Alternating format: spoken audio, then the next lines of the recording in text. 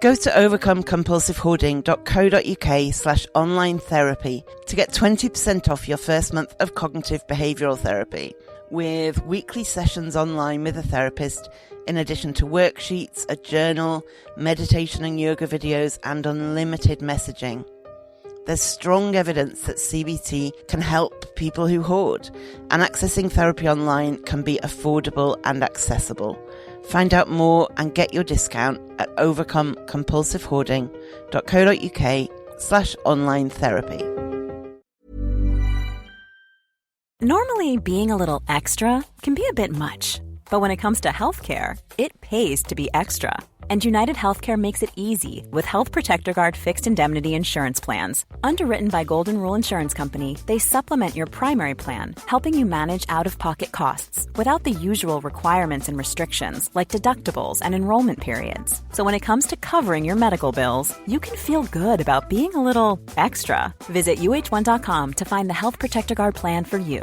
Want flexibility? Take yoga. Want flexibility with your health insurance? Check out United Healthcare Insurance Plans. Underwritten by Golden Rule Insurance Company, they offer flexible, budget-friendly medical, dental, and vision coverage that may be right for you. More at uh1.com.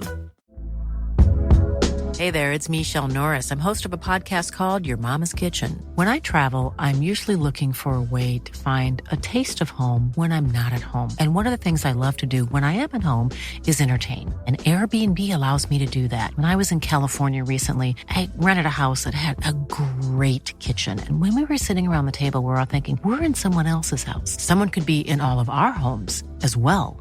If you have a home, but you're not always at home, you have an Airbnb. Your home might be worth more than you think. Find out how much at airbnb.com/host.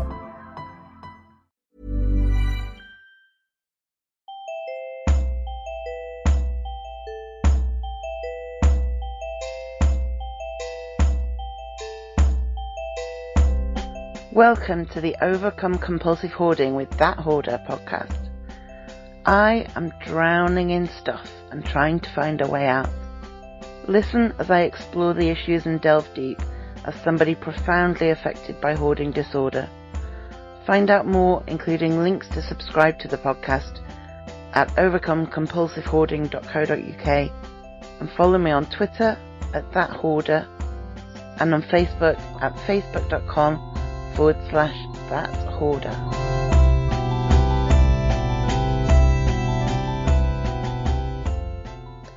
So if you listened to the last episode, you will know that one of my dreaded situations has come about, and that is that I have to let somebody into the house.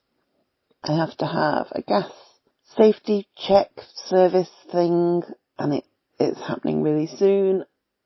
I went into a complete panic, and I'm just so full of panic about how I will make it work, how I will make sure that the gas person comes and can get to the boiler without having to climb over stuff.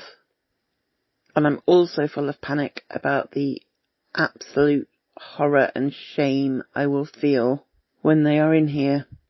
My initial reaction to the appointment was panic, and then I just froze. I was paralysed for days. I knew what needed to be done. I didn't know how to do it, and I just froze. If I could have just curled up and not moved for a week, I would have done that.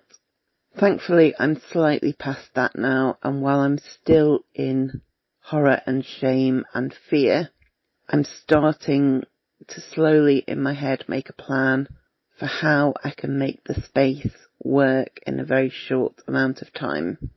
It's overwhelming and it's scary, and I'm still horrified that it has to happen. But I've identified that there are two main sources of clutter in the way. Some of it is food shopping that I get delivered and that I quite often don't end up putting away because the cupboards are full, so there's nowhere to put it, so the clutter just clutters up the kitchen. And the other main thing is rubbish that needs to go out. And if I can get that rubbish out and I can get the food even just piled up, it will look a state. But if I can get the food into piles, I'm talking about things like tins and packets, not fresh food. If I can get it piled up just so there's space for the gas person to make it from the front door to the boiler and back, then that may have to do. In an ideal world, I will make the hallway and the kitchen perfect. In the real world, I won't, and I just have to do what I can. I don't like emergency situations, but I'm in one. There's no debating about it. It has to be done. It's a legal requirement, all of that. So I'm less frozen in terror. I'm still frozen in shame and humiliation.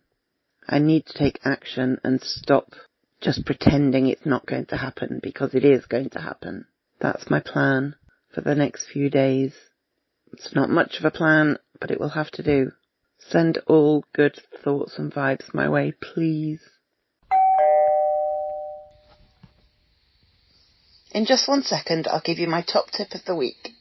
In the meantime, please do subscribe to the podcast, review it, 5 stars would be amazing, and share it with your friends or anyone who might be interested or who might benefit from it.